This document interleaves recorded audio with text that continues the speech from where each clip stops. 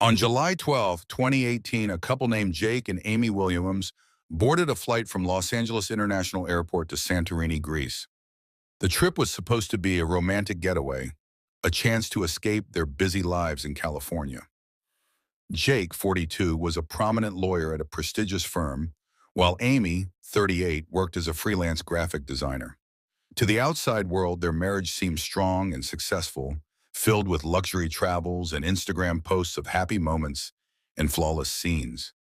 But behind those pictures, hidden tensions had been simmering between them for years. Jake and Amy met in 2006 at a business event in Los Angeles. At the time, Jake was a rising star in the legal world, known for his aggressive courtroom style, while Amy was just beginning to make a name for herself in the design world. Their connection was fast and deep, and just 2 years later, they married in an extravagant ceremony in the luxury town of Carmel Valley. Friends and colleagues referred to them as a power couple, a symbol of success and harmony. But as they advanced in their careers, the pressure on their marriage grew. Jake's long working hours and business trips left Amy feeling lonely. In response, she focused entirely on her work, and the gap between them grew wider each day. By 29, those close to them noticed changes. Secretive arguments at dinner parties, a decrease in Amy's presence on social media, and Jake's shift from a charismatic, outgoing individual to a cold and impatient one. Rumors about financial troubles or infidelity circulated, but neither of them publicly confirmed anything. In June 2018, Jake suggested a 2-week vacation in Greece. He saw this trip as a chance to save their relationship, a place where they could reconnect away from everyday stress. Amy was initially hesitant, but eventually agreed, hoping to repair their bond.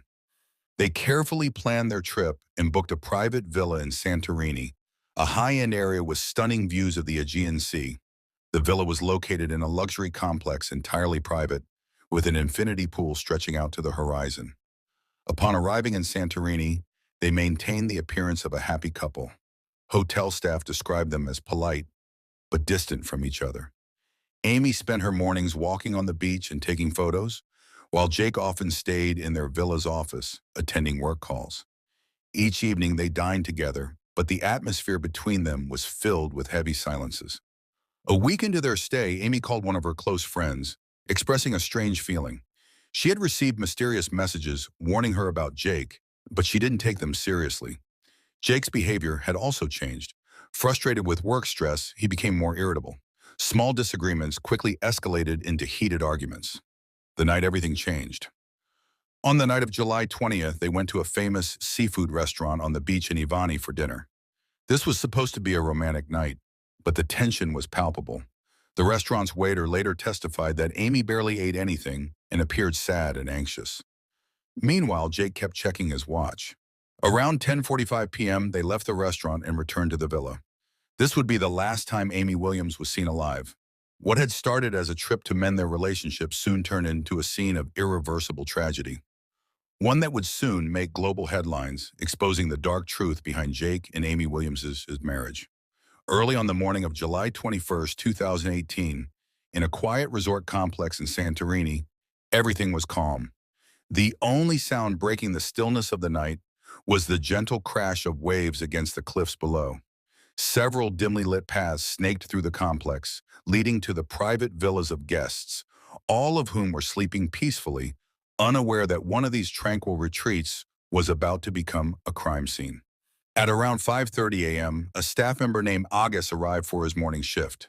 As per his usual routine, he checked the grounds to ensure that all the gates were secured before preparing the breakfast baskets.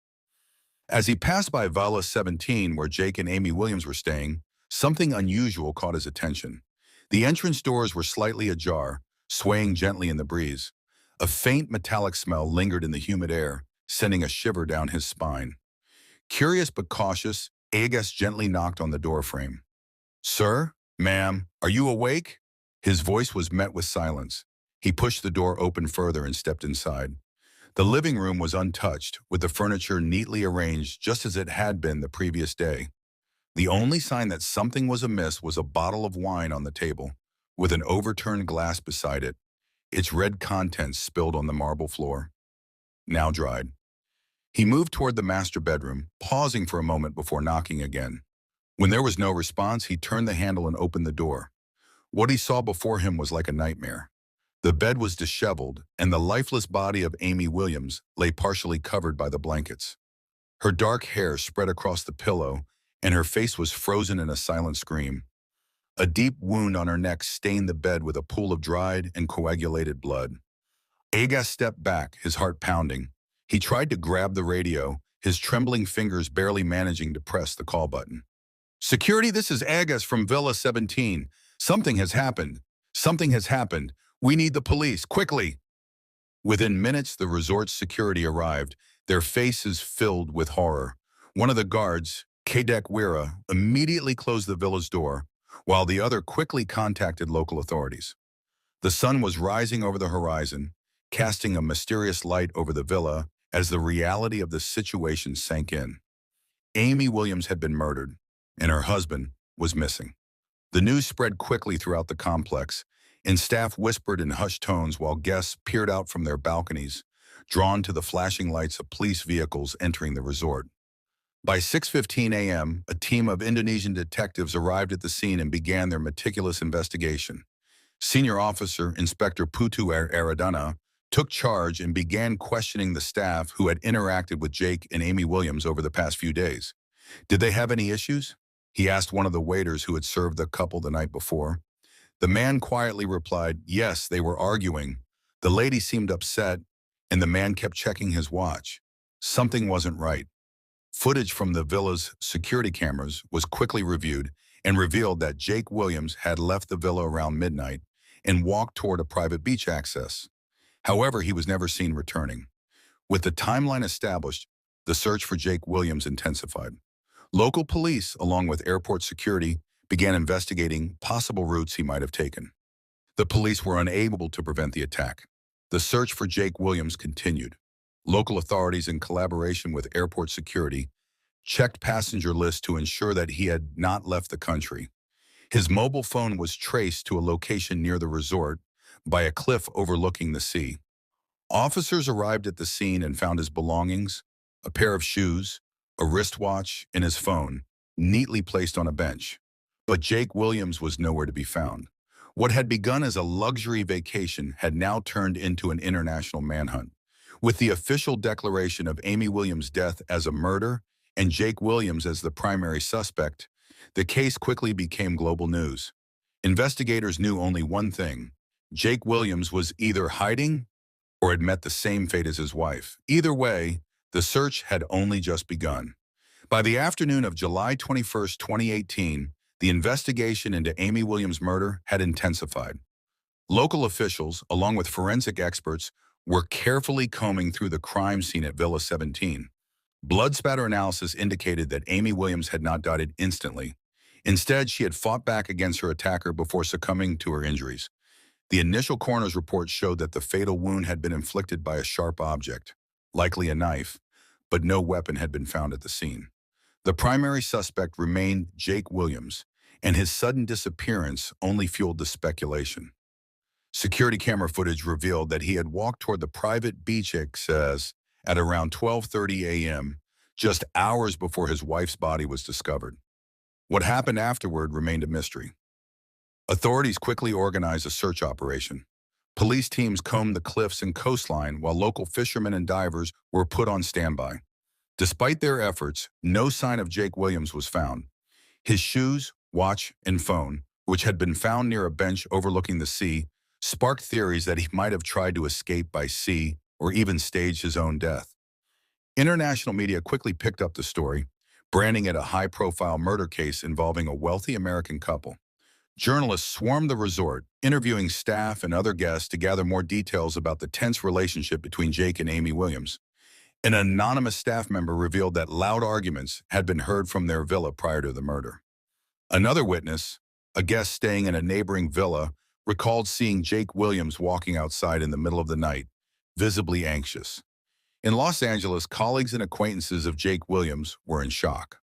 Some described him as a devout and intelligent man, while others pointed to a darker side of his character, a person who had become increasingly unstable, with the pressures of his career and marital issues exacerbating his behavior. Financial records reviewed by authorities revealed another layer of complexity. In the months leading up to the trip, Jake Williams had withdrawn large sums of money, and his company had recently come under financial scrutiny for potential discrepancies. Amid the ongoing investigation, a significant breakthrough occurred. A taxi driver came forward, claiming that he had picked up Jake Williams in the early hours of July 21st. According to the driver, the man had requested to be taken to a remote village in the north of the island. Authorities quickly sprang into action, tracing the route and questioning local residents. The owner of a guest house reported that an American man had checked in under a fake name, but after one night he suddenly left. Interpol became involved and an urgent arrest warrant was issued for Jake Williams. If he had fled Greece, finding him would become much more difficult. Meanwhile, Amy Williams' family, who were devastated by her tragic death, made a public appeal for justice. Amy's sister, in an interview with a media outlet, revealed that Amy had told her before the trip that she felt something was wrong, but didn't want to cancel the vacation. "I should have told her not to go." As pressure mounted, officials re-examined every possible lead. A diving team began inspecting the waters near the villa's beach access, searching for any signs of Jake. They discovered a torn piece of cloth caught on the rocks underwater, which matched the shirt he had been wearing last. While this was not definitive proof of his fate, it reignited the debate. Had he truly drowned, or was this a complicated ploy to escape justice? 1 week after the murder, a chilling discovery was made. A local fisherman passing through an area of mangroves reported finding an abandoned speedboat hidden beneath the branches of trees. Inside, authorities found personal belongings linked to Jake, including a passport and a blood-stained towel. The presence of blood suggested he might have been injured, but whether he was dead or alive remained uncertain. With each passing day, the mystery deepened. Amy Williams's murder had shattered the illusion of a perfect vacation, unraveling a complex web of deception, betrayal, and unanswered questions. As officials remained determined to find Jake Williams, dead or alive, the case had drawn global attention, serving as a grim reminder of how quickly paradise could turn into a nightmare. By the evening of July 28, 2018, the search for Jake Williams had reached a critical point. It had been a week since Amy Williams was murdered at the villa in Iliwahawe, Santorini. With mounting international pressure, Greek authorities, in cooperation with Interpol, expanded their search operations. The discovery of the abandoned boat days earlier had shown that Jake hadn't drowned, as initially suspected. Instead, it suggested that he had fled, was injured, and might still be on the island. The search operation was significantly intensified based on information from a local villager. A farmer named Egit Petra reported seeing an unknown foreign man near his property, searching for food and avoiding contact with locals. Given the high-profile nature of the case, authorities took no chances. A special team was deployed before dawn on July 29th to surround the area where Jake had last been seen. The operation began at 4:15 a.m. Officers moved swiftly and precisely, guiding their flashlights through the dense trees. They came upon a dilapidated wooden cabin, the door barely hanging from its hinges. Inside the cabin, they found Jake Williams leaning against the wall, disheveled, exhausted, and clearly injured. His right foot had a deep wound that had been crudely bandaged with torn cloth. He offered no resistance, but calmly raised his hands and said, "It's over." Without wasting any time, authorities arrested Jake and transported him under heavy security to a hospital. While medical personnel treated his wounds, the investigation began. The key question remained the same. What had happened the night Amy was murdered? For 4 days, Jake remained silent, offering only vague statements. His legal team, hired through contacts in the United States, intervened and advised him to remain quiet. However, the evidence against him continued to mount. Surveillance footage, forensic analyses, and witness testimonies all pointed to his involvement in the crime. The recovered speedboat, the blood-stained towel, and financial records showing large withdrawals recently painted a picture of premeditation rather than a crime of passion. Then, on August 2nd, Jake finally spoke.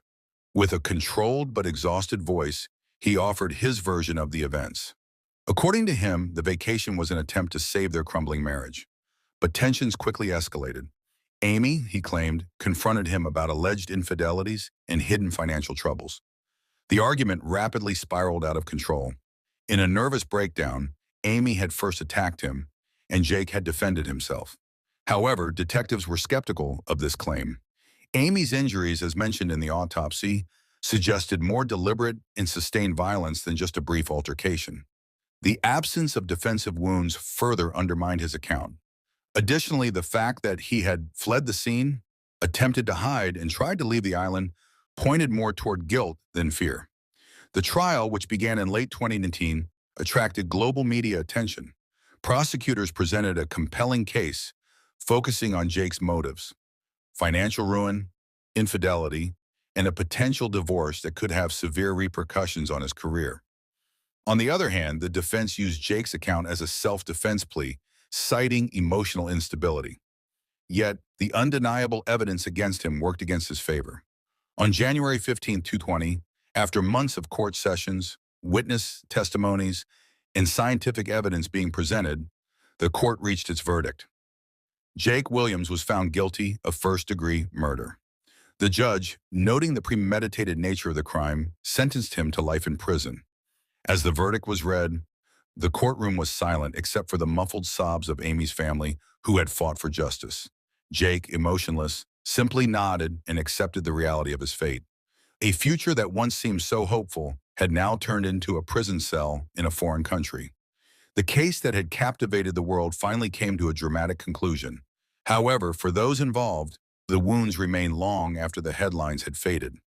In the months following Jake Williams' conviction, the world gradually distanced itself from the high-profile case that had once dominated the news. However, for those close to Amy Williams, the pain of losing her was still as fresh as ever. Her family, though deeply affected, became determined to turn their grief into supportive action. They established the Amy Williams Foundation, an organization dedicated to helping victims of domestic violence and raising awareness about the warning signs of abusive relationships. Through this initiative, Amy's memory lived on, not as a victim defined by her tragic end, but as a light for those in need of help.